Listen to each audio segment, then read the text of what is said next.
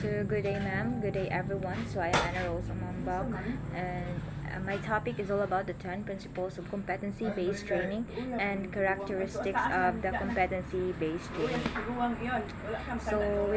I will read the learning objective first. So at the end of the lesson, the students will be able to enumerate the 10 principles of the competency-based training, explain the principles of CBT, and enumerate and explain the characteristics of CBT. So this topic has already been discussed by Ms. Violeta Pagalan, and I know that this is very familiar to all of you. So what really is competency-based training? So a competency-based training is a training delivery approach that focuses on the competency development of the learner as a result of the training. So competency-based training emphasizes on what the learner can actually do. So it focuses on outcomes rather than the learning process within specified time. So it is concerned with the attainment and application of knowledge, skills, and attitudes to a specific level of competency. So here are a competency base is based on the following basic principles. So first principle is the training is based on curriculum developed from the competency standards. So the trainer should be aware that all training activities are done towards the attainment of the assessment criteria set in the competency-based curriculum. So second principle is the learning is modular in its structure. So it means that one competency is generally considered as one module. So since learning is modular in instruction, a trainee should be competent in the module currently being trained before going to the other competency. So competency-based learning materials are prepared per competency, which shall serve as the main material and guide in training. So information in the attainment of knowledge and skills are provided for in the competency-based learning material. So next principle is training delivery is learner-centered and should accommodate individualized and self-paced learning strategies. So trainees are treated as individuals learners with different characteristics, learning styles, and training needs. So the decisions should therefore provide for varied activities employing different methods of training, considering that trainees are being trained simultaneously on different competencies. Activities should always allow trainees to work independently or in small groups with minimum supervision. So the fourth principle is that the training is based on work that must be performed. So the training is always based on actual industry practices. So training should provide for a simulated work environment. Next is the training materials are directly related to the competency standards and the curriculum modules. So the competency-based learning materials used during the training should conform to the competency-based curriculum and the competency standards. So the trainer should always check his session plans and competency-based learning materials to make sure that all assessment criteria are attained. The competency standard always provide the minimum requirements of the competency. So the next principle is that the assessment is based in the collection of evidence of the performance of work to the industry required standards. So this means that assessment is done to test whether the trainee is able to perform the job based on the required criteria in the competency standards. So this should be done before a trainee can advance to another competency. So a carefully prepared institutional evaluation tool should be used to assess the competency of the trainee. So in CBT, grades are not the basis of his competency. It is based on the satisfaction of the criteria or evidences which are collected through an institutional competency evaluation. So next principle is that training is based both on and off the job components. So this means that training is done in a simulated work environment and or in an actual work environment, such as in training comp production, enterprise-based training, and supervised industry training and on-the-job training. So next principle is that training programs allows for recognition of prior learning or current competency. So this principle means that current competencies acquired through training or work experience are recognized before training through a validation process so that the trainer can provide activities that match the learning level of each trainee. So prior learning is recognized by giving them a certificate of achievement for the competencies acquired previously. So data on other required skills should be carefully recorded to serve as data for planning the training activities of a particular trainee. So next, competency-based training principle is that the training allows for multiple entry and exit. So this means that trainees do not need to wait for others to be competent before he can exit either in competency or in the qualification. So fast learners may graduate faster than others.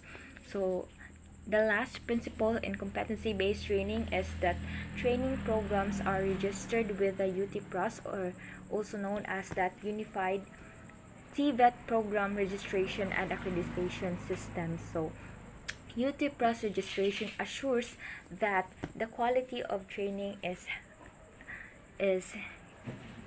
in good quality. So the competency-based TVET system recognizes various types of delivery modes. So this is an example of the modalities that was adopted in training programs. So first is the dualized mode of training delivery. So this is preferred and recommended. Thus, programs contain in school and in industry training or fieldwork components.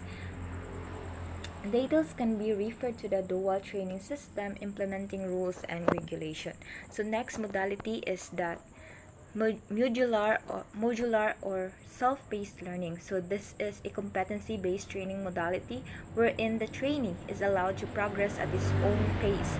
The trainer just facilitates the training delivery. Next is the peer teaching or mentoring. So it is a training modality wherein fast learners are given the opportunity to assist the slow learners. And the fourth modality is supervised industry training or on-the-job training. So it is an approach in training designed to enhance the knowledge and skills of the trainee through actual experience in the workplace to acquire specific competencies prescribed in the training regulations. Next is the distance learning. So it is a formal education process in which majority of the instruction occurs when the students and instructor are not in the same place. Distance learning may employ correspondence study or audio, video, or computer technologies. Last modality is the project-based instruction. So it is an authentic instructional model or strategy in which students plan, implement, and evaluate projects that have real applications. So let's now proceed to the characteristics of competency-based training. So first characteristics is that competencies are carefully selected. So if you are to become a trainer in TESDA someday, so these characteristics should be kept on mind. So second characteristics is supporting theory is integrated with skill practice. Essential knowledge is learned to support the performance of skills.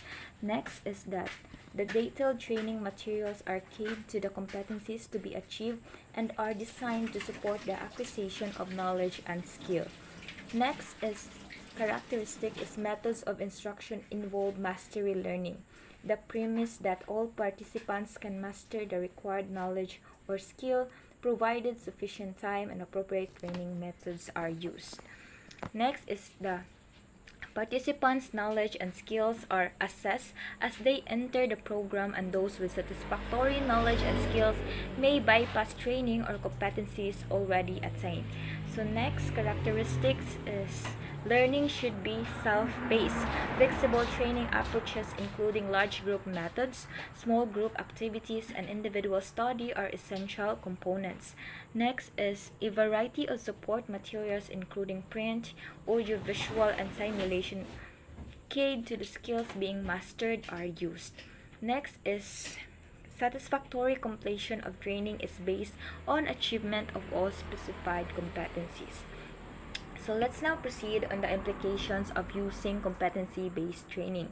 So first is organizations must be committed to providing adequate resources and training materials in the training. So next is audiovisual materials need to be directly related to the written materials.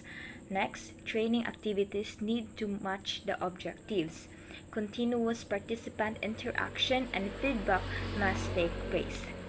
Next, trainers must be trained to conduct competency-based courses, and then individuals attending training must be prepared for CBT, as this approach is likely to be different from their past educational and training experiences. So we are now on the advantages of the competency-based training. So first advantages is participants will achieve competencies required in the performance of their jobs. So this means that if the trainee was able to complete a particular training, then he or she is able or competent enough to perform a job or work. Next is that participants build confidence as they succeed in mastering specific competencies. Next, participants receive a certificate of achievement for every competencies they have achieved. Training time is more efficiently and effectively as the trainer is a facilitator of learning as opposed to a provider of information. So more training time is devoted to working with participants individually or in small groups as opposed to presenting lectures. So more training time is devoted to evaluating each participant's ability to perform essential job skills. So next is the limitations of the competency-based training. So one of So while there are a number of advantages of competency-based training, there are also some potential limitations. So prior to implementing competency-based training, it is important to consider these limitations. The first limitation is that unless initial training and follow-up assistance is provided for the trainers, there is a tendency to teach as we were taught, and competency-based training trainers quickly slip back into the role of traditional teacher. So kanang maglisod si trainer nga mo focus nga mo facilitate lang sa learning, kay mas naanad man ang usa ka trainer nga mo spoon feed jud og information sa usa ka trainee. So next limitation is that a CBT course is only as effective as the process used to identify the competencies. So when little or no attention is given to identification of the essential job skills, then the resulting training course is likely to be ineffective. So next is the course may be classified as competency-based, but unless specific competency-based training materials and training approaches like learning guides, checklists, and coaching are designed to be used as part of the competency-based training approach. So it is unlikely that the resulting course will be truly competency-based. So that will be all my topic, and thank you and God bless. Good morning, everyone. My name is Maria Stella Vistal, and for today's meeting, we will talk about the principles of adult learning. So, before anything else, let me read the learning objectives so at the end of the lesson, the students should be able to enumerate and explain the principles of adult learning. Trainees of TVET are generally adults. In planning and delivery of training, therefore, you should consider these principles so that appropriate activities and materials are prepared and used during the delivery of training.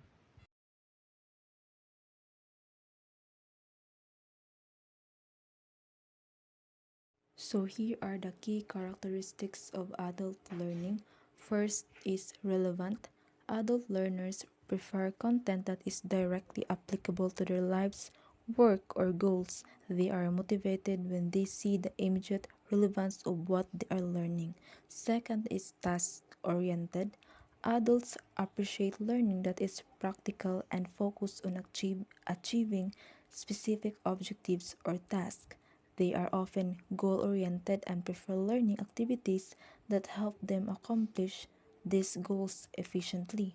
The third one is participatory, two-way communication. Adult learners value active participation in the learning process.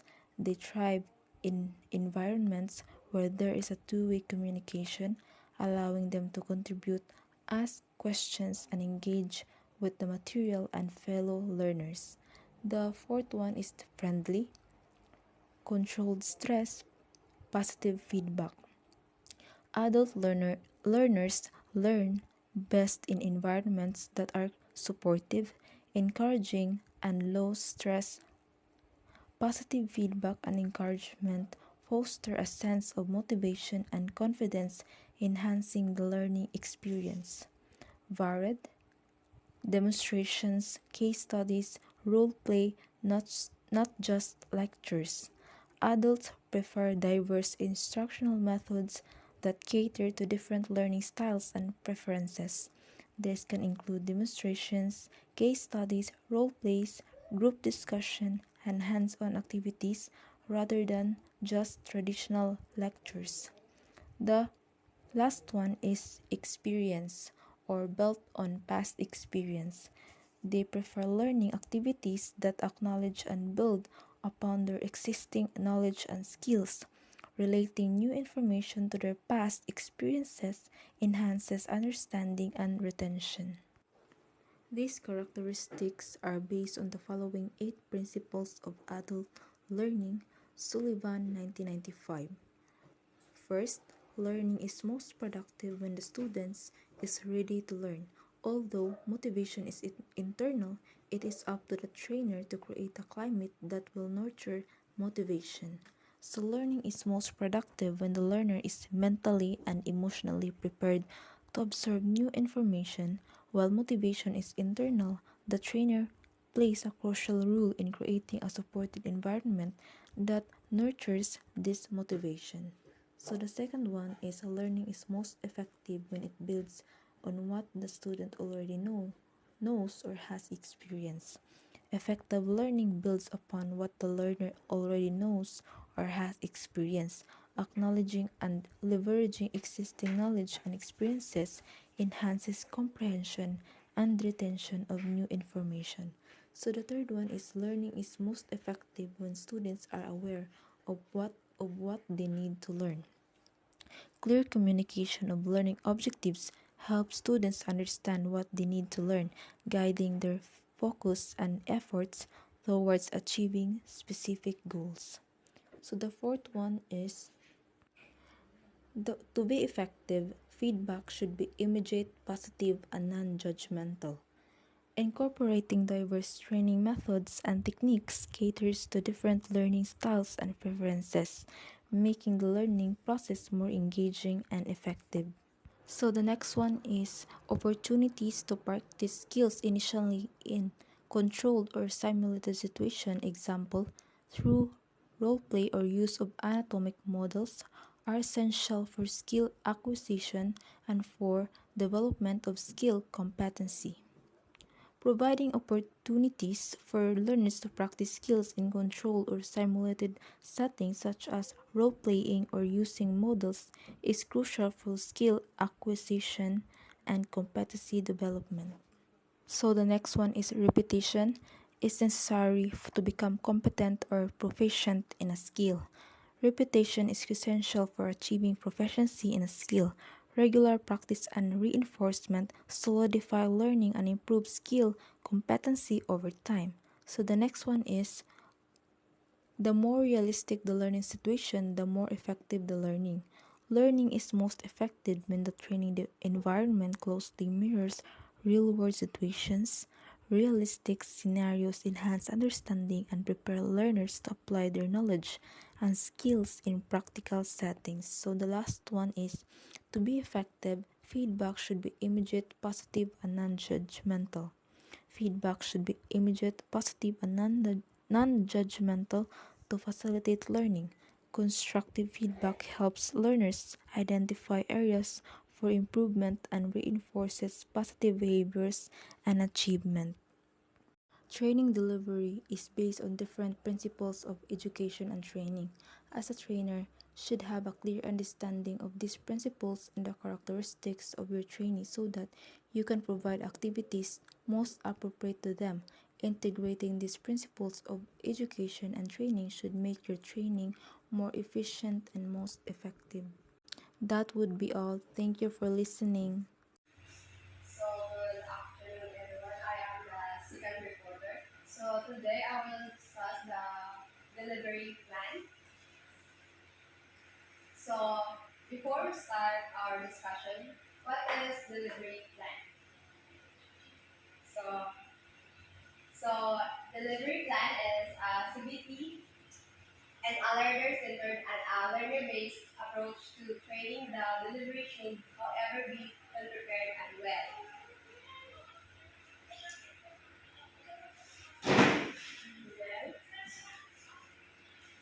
So here are the following activities will be useful guides for a facilitator like you. So first is explain the objectives and the outcomes of the training. And next is explain the learning and assessment process. B is ensure that the presentation and training methods are appropriate. Next is using training equipment and materials correctly. Next is provide sample practice opportunities. And next is monitor trainees' readiness for assessment. And last is the 9 events of the institution. So that so so so the first is explain the objectives and the outcomes of the training. So it it is the party it is include the participants of your training activities should know where they are going and what goals they need to achieve and what overcomes they are supposed to attain. So and the second is explain the learning and assessment process. So as a part of the orientation process, the CBT process flow, the use of CBLM and other learning materials should be explained and sensitively to the trainees. So, since the trainees came from a traditional learning, they will expect the same activities like sitting down while listening to their teacher, who is expectedly to be always in front of them to explain every lesson they should learn. So third is ensure the presentation and training methods and appropriate. So it forms you to develop a module planning training session. It should be used to know the learning styles, capabilities, and attitudes of your individual trainees. So fourth is use training equipment and materials correctly. So training equipment, when used as correctly, adds value of efficiently in the learning experience. So next is provide example practice opportunity. So it includes the facilitator should be in constant contact with the trainee. So it continues and immediate feedback is critical to the acquisition of knowledge and skills. So next is monitor trainees' readiness and for assessment. So monetary achievements of trainees is a very important aspect of the delivery of training. Your role as a trainer here is to see to that activities and requirements are properly sequenced and accomplished to achieve outcomes desired. So so last is the 9 events of instruction. So I know we are familiar with these 9 events. So we have the gain attention, inform learners of objectives, stimulate recall of prior learning, present stimulus materials, provide learning guidance, elicit performance, and provide feedback, assess performance, and enhance retention and transfer. So gaining attention is the learner's interest, so to gain the interest of the learners. And informing learners for objectives is discuss what will be taught and stimulate recall of prior learning. Ask questions to follow up on what they already know. 4 is presenting the stimulus. So it includes teach the lesson. 5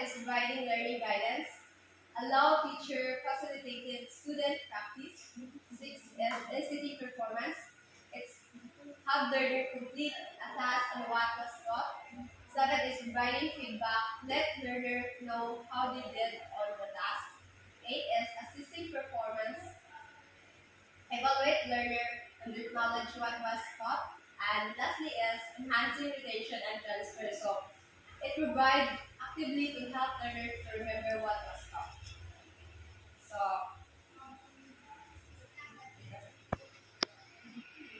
So, next we proceed to the second topic of my topic. So we have the learning station. Please read Ms. Herbig. Learning station is a setup is essential in training. In this lesson, you will identify learning stations appropriate for the acquisition of skills in catching competency of your qualification.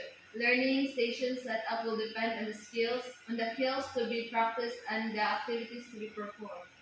So, um, there are parts of the learning stations. We have five, six, five, five, five area of learning station. We have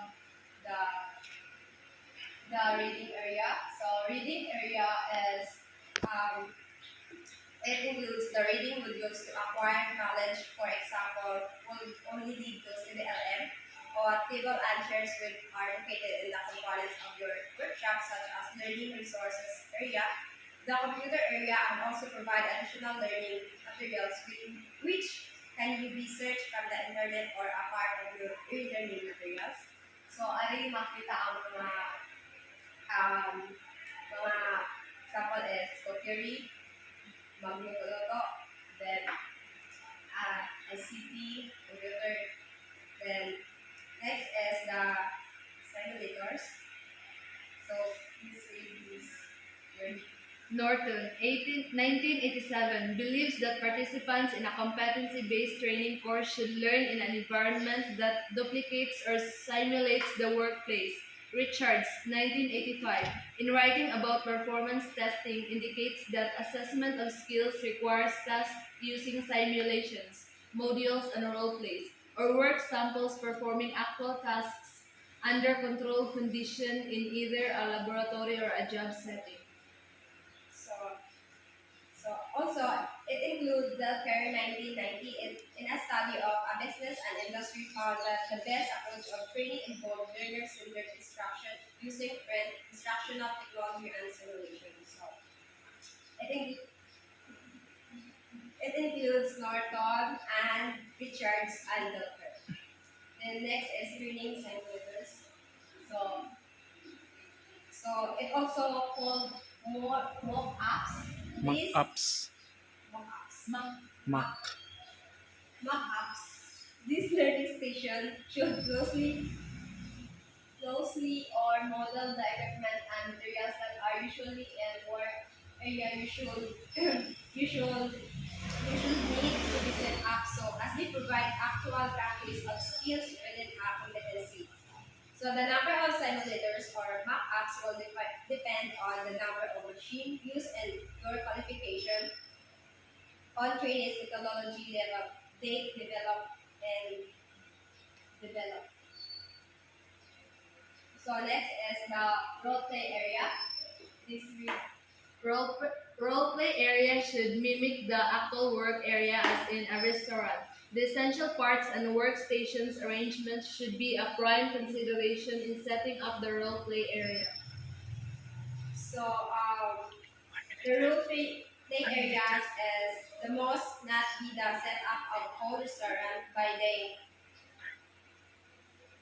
the area where tasks and being done as a serving guest, including the furnitures and other utensils should be physically present in order that performance on the tree will not be limited by the absence of these materials. Next is the so that's all my report. Thank you. Good morning, everyone. My name is Mark Leo Burns from Group 7, and today I will going to discuss the training activity matrix. So, what is training activity matrix? activity matrix, the training activity matrix, a tool used to schedule training activities, tools for equipment, and workstation areas. It also serves as a guide for learners to know what to do and where to go. Next is how to prepare the training activity matrix. The trainer must identify first the basis in organizing and preparing resources. These are the following. Session plan, introduction sheets. In the introduction sheets are the information sheets, task sheets, operation sheets, job sheets, learning guide, and competency-based curriculum. Next is the procedures in preparing a training activity matrix. 1. Review the session plan and look for the common activities. 2. For each activity, recognize, identify the teaching and learning resources specifications. 3. Assign an appropriate learning area for each activity.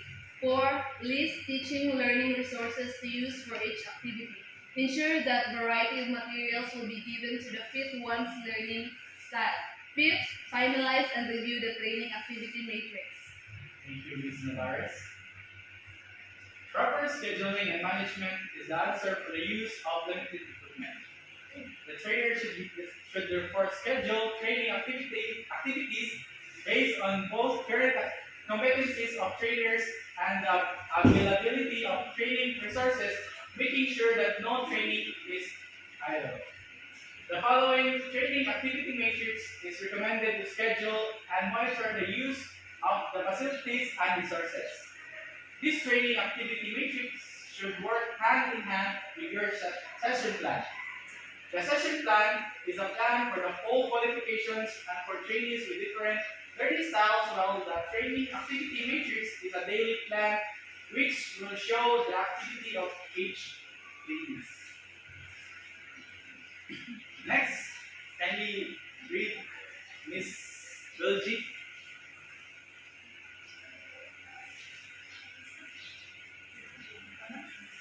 This matrix is a monitoring tool of training activities for the trainer. The vocational instruction supervisor and the administrators may also look for this matrix when monitoring competency-based trainings. This matrix, along with a well-prepared session plan, is a good indicator that the training being implemented is using the CBT or competency-based training approach. The trainer may print a copy of this plan or he may keep it to his computer. It is recommended that this matrix is updated daily. Thank you, Ms. Belgi. Next slide, please. So, this is the example of training matrix. So, training activity, training, facilities, tools and equipment, venue, workstation area, date and time, and remarks. Next.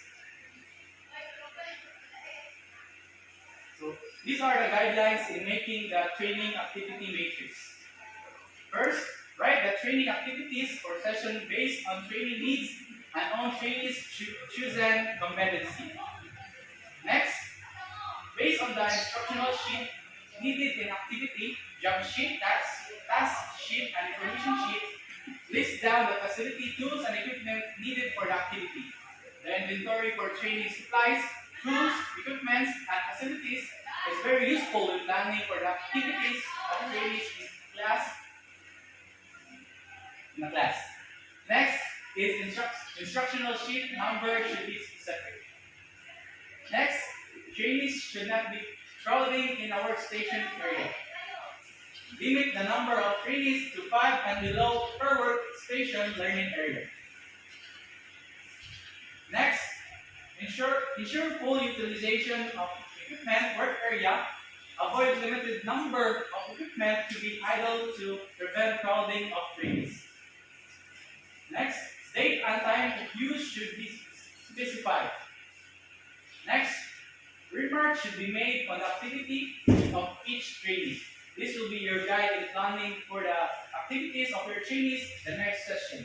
You may include the following remarks for assessment to be assisted by name of a peer mentor. Needs more practice of job sheets and any other comments pertaining to the training of each trainee. Last, The number of workstations will vary depending on number of workstations in the CBT layout. Number of workstations may also be dependent on the number of mock-ups per competency. In this session, it is recommended that this training matrix be accomplished as guide in scheduling trainees every training session. This is an additional tool in monitoring trainees' activities and the use of facilities, tools and supplies and materials. And that's all. Um, Good day, everyone. So I am Waljimi Kobiu, and I'm going to discuss about the lesson recognition of prior learning. So first, let me read the lesson objectives of this presentation. So at the end of the lesson, students will be able to define RPL, enumerate the advantages of RPL, determine evidences of competency, and identify the criteria for assessing evidences of prior learning. So let's define what is recognition of prior learning means. So, recognition of prior learning refers to the acknowledgement of skills and knowledge held as a result of formal training, work experience, and or life skills. So, this recognition of prior learning is a process that acknowledges and gives value to the skills and knowledge that individuals or participants have acquired through various means such as formal education, work experience, training programs, or life experiences. So the main purpose of recognizing prior learning is to recognize the competencies and expertise that individuals already possess and to provide them with opportunities to gain formal recognition for these skills.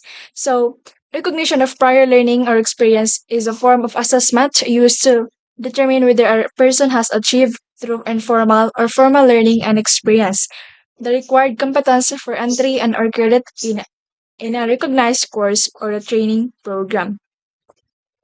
So, RPL or recognition of prior learning is an essential component of competency based training. So, it focuses on current competency standard gained by individuals through work experience.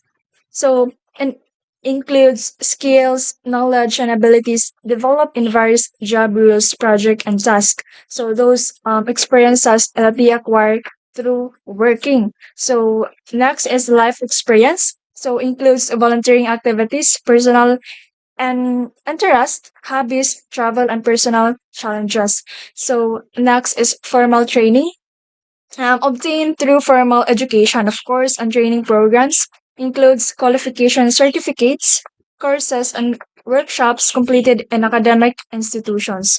Then, fourth, which is informal training. So this may involve self-directed learning, online courses, mentorship, or on-the-job training that, of course, outside traditional education framework. So this informal training is like experiences that you acquired outside the educational frameworks. Next, we have the advantages of recognition of prior learning or the RPL. So, RPL allows you to complete a formal education in a shorter period of time and at less cost. So, what this means? So, shorter education by recognizing these existing skills and knowledge, it results in a shorter period of study and it reduces costs as individuals do not need to study or recover material they have already mastered. So that that's it. So RPL means that you do not have repeat or waste time learning what you have already learned. So of course, no, so kay um mas like expert na kana like na naka-knowledge ana nga like course or qualification or competency so dili na ka dapat nga mo mobalik pa og take ana nga course like nga so RPL increases your career and education option to recognize skills and knowledge. So by having recognized skills and knowledge, it opens door to higher level position, promotion, and access to advanced education programs. Last, which is RPL allows for fairer access to studies that you wish to undertake. So it promotes inclusivity and equal opportunities by providing fair access to education opportunities. Next, we have the evidences of RPL. So a trainee needs to provide sufficient evidence of his knowledge and skills by submitting relevant documents and or materials. So the integrity of the RPL process cannot be compromised. Therefore, the burden is on the trainee to supply as much evidence as possible, but it is the trainer to confirm trainee's competence. So before a recognize your skills and abilities and knowledge. So you need the like trainees or the trainer or the trainees should provide evidences for having those skills and knowledge. So evidences could consist of any or all the following. So first is formal statement or results. So it is an formal statement of results, like results of official or like official documents from educational institutions that details the trainee's performance grades and qualification.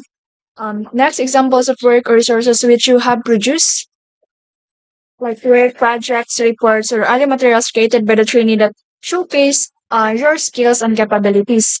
So next is performance appraise approach. Fourth one is reference from current or previous employers.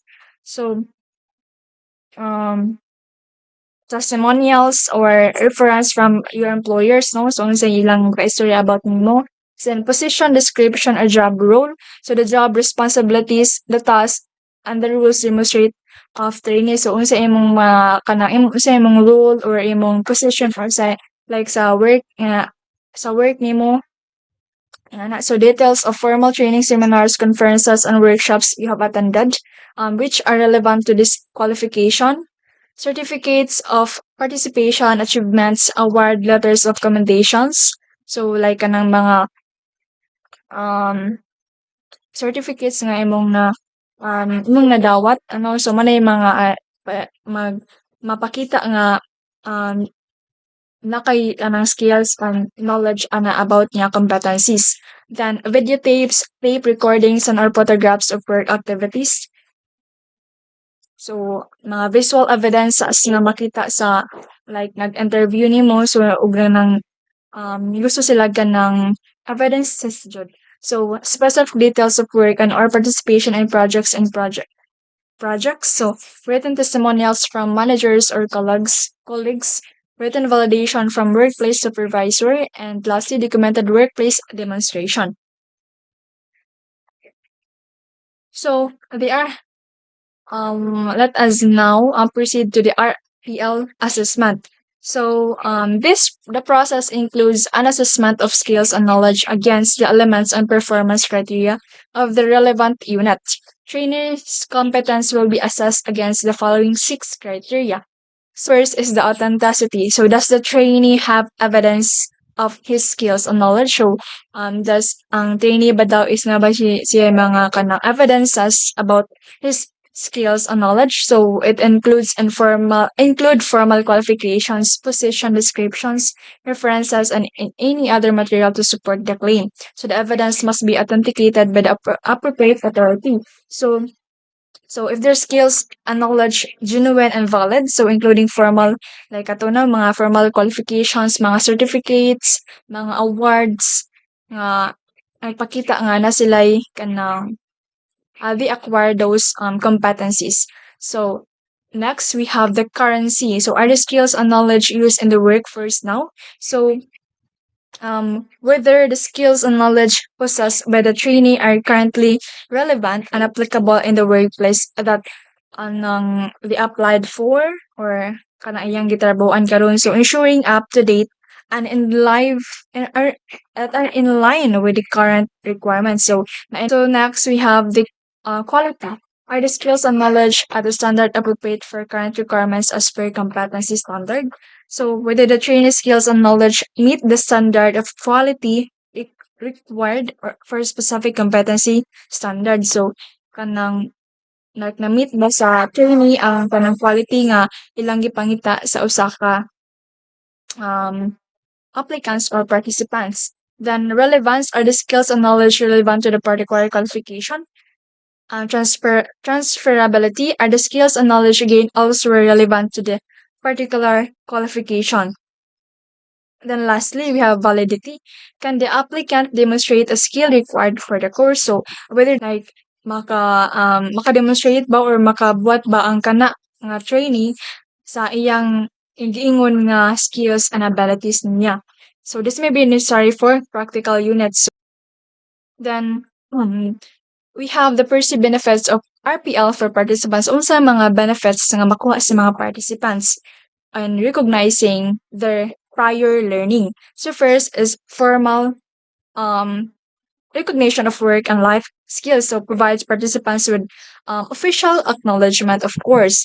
Then second, elimination of redundant learning. So participant can avoid repeating training or education in areas where they already possess skills and effort. So if ma-recognize lang ilang prior learning, ilang mga skills and abilities, so pwede na sila nga mo-skip na sila nga like competencies.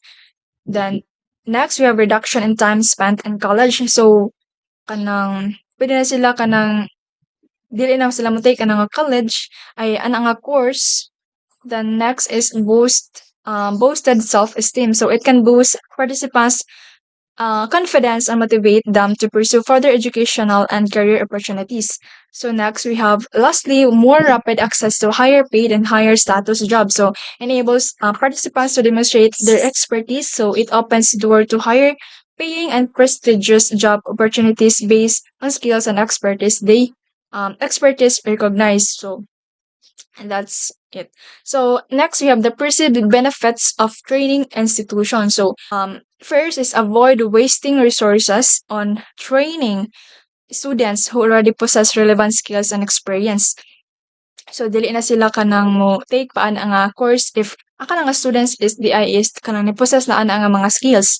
So next is maximizing places for those people who need training. So like mag-focus na sila sa mga participants or sa mga students nga or people nga nag-need pa adto nga mga competencies. Then lastly, in the longer term, closer liaison with industry.